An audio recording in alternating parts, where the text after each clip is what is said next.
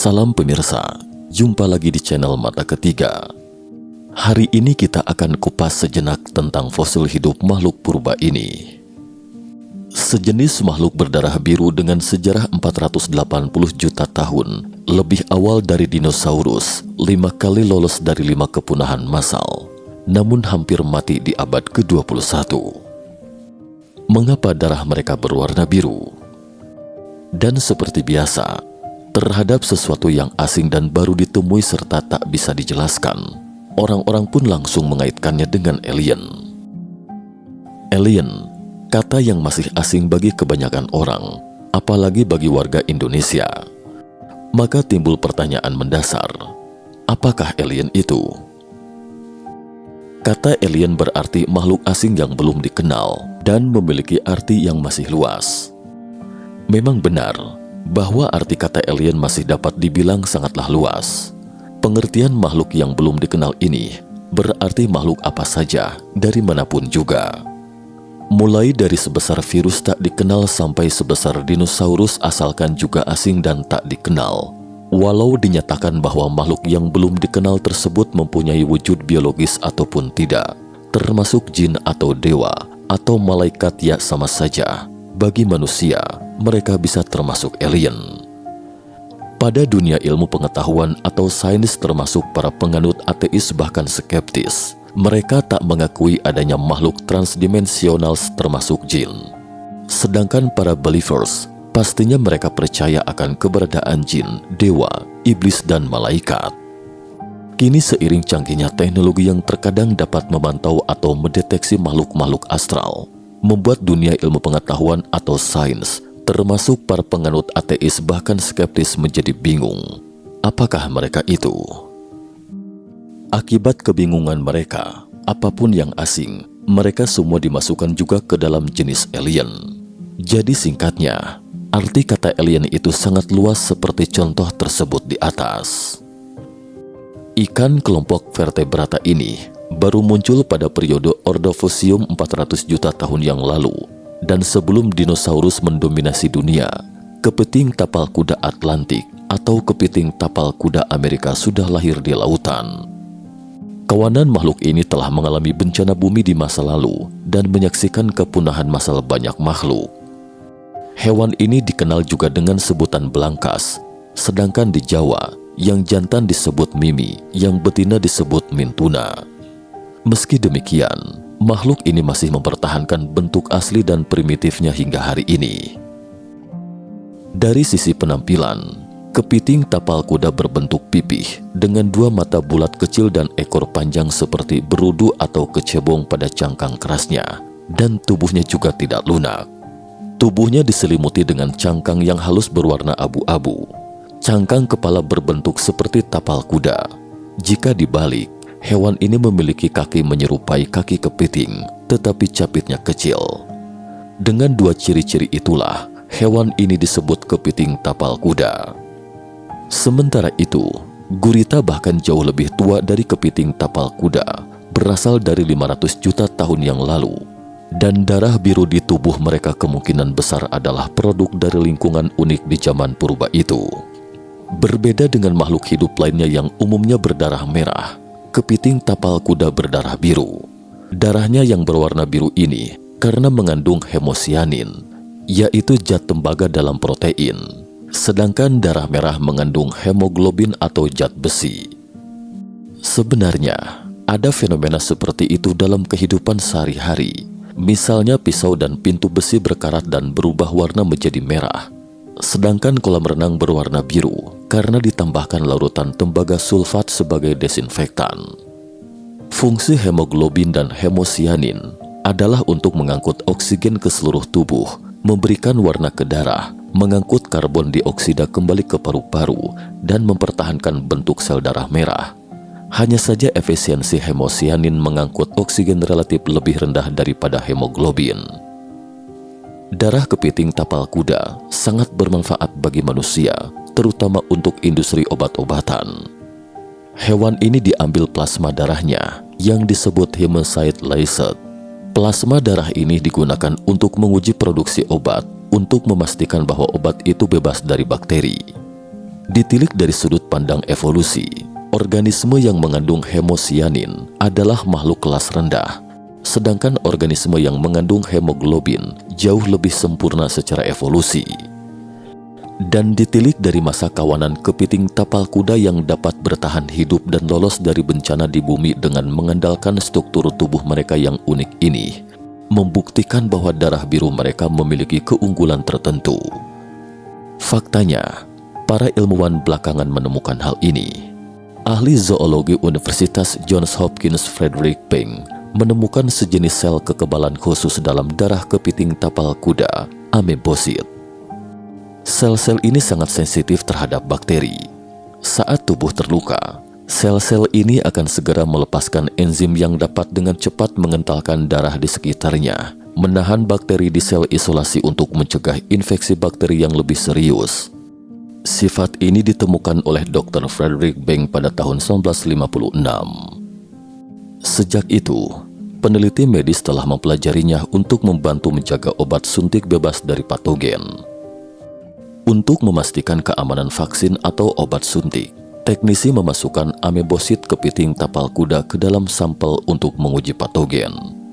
Sehubungan dengan fungsi kekebalan bawaan seperti itu, manusia belum dapat mendeteksi bakteri mematikan pada waktu itu. Dan meski beberapa obat terkontaminasi atau bahkan masuk ke dalam tubuh manusia juga tidak dapat mengetahuinya.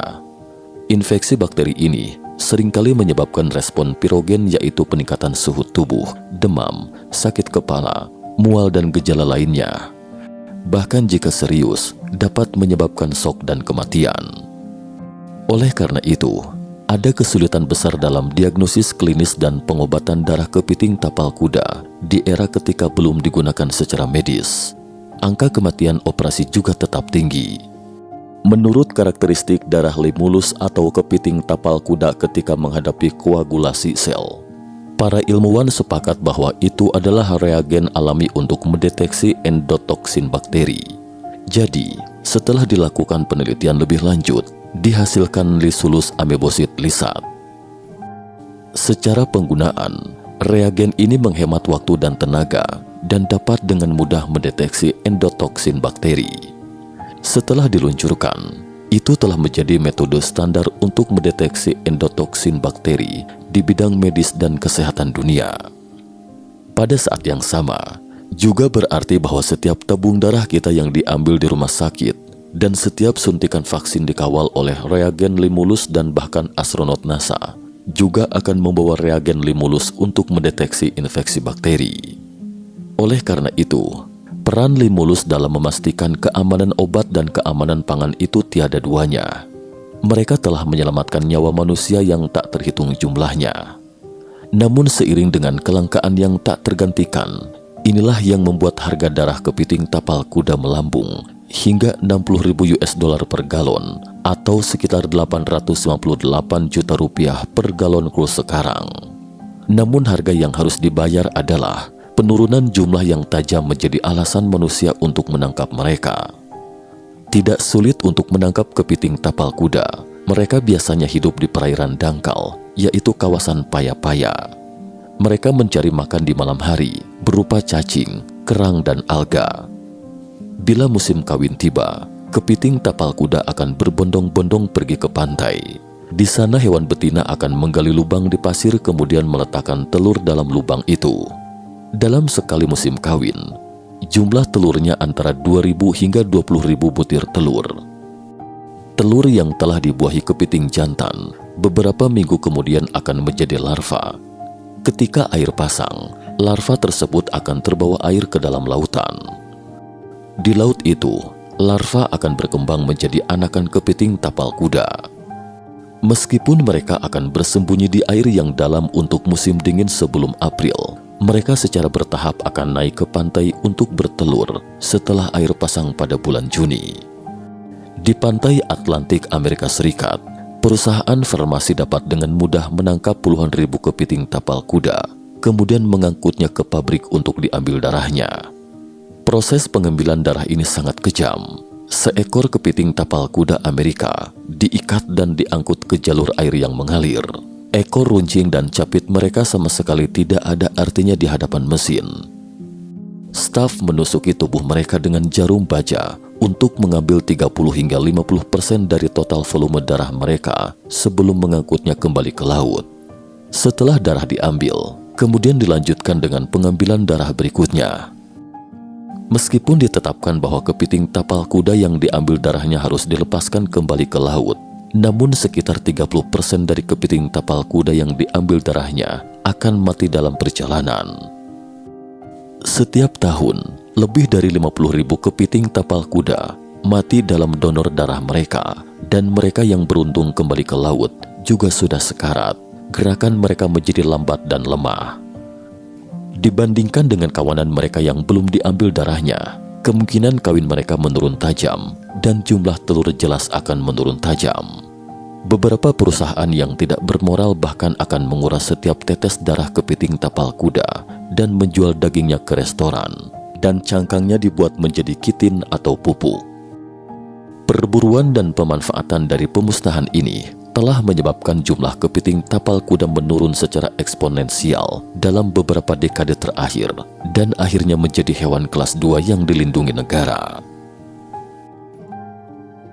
Menjadi hidangan di atas meja. Sebelum tahun 1980-an, kepiting tapal kuda Tiongkok pernah tersebar luas di distrik Zhejiang, Guangdong, dan Fujian. Saat itu, kepiting tapal kuda Tiongkok yang dijadikan hidangan di atas meja sangat umum. Diperkirakan sebagian besar orang yang lahir di tepi laut pada zaman itu pernah mencicipinya. Namun pada saat itu, kepiting tapal kuda bukanlah makanan yang enak dinikmati. Seorang warga Guangdong yang pernah mencicipi kepiting tapal kuda Tiongkok pernah berkata dengan setengah bercanda, "Dagingnya pahit dan manis. Saya orang Kanton saja merasa tidak enak, apalagi orang lain," katanya. Faktanya, Anda sendiri bisa merasakannya jika pernah melihat kepiting tapal kuda yang dijual di warung pinggir jalan di Thailand. Penjajak makanan kaki lima di Thailand membelah cangkang limulus yang sudah matang dan mengikis habis daging pada cangkangnya tanpa sisa, lalu membuang cangkang limulus bersama dengan jeroannya. Sementara sisa bagian daging yang dapat dimakan sekilas tampak seperti tahu yang dipotong-potong dan dagingnya juga tidak seberapa banyak. Jika tidak ditambahkan bumbu, diperkirakan tidak ada yang berani memakannya. Belakangan akibat penangkapan yang berlebihan, jumlah kepiting tapal kuda Tiongkok menurun tajam. Namun hal ini tidak juga menghentikan hasrat orang-orang untuk mencicipi cita rasa baru.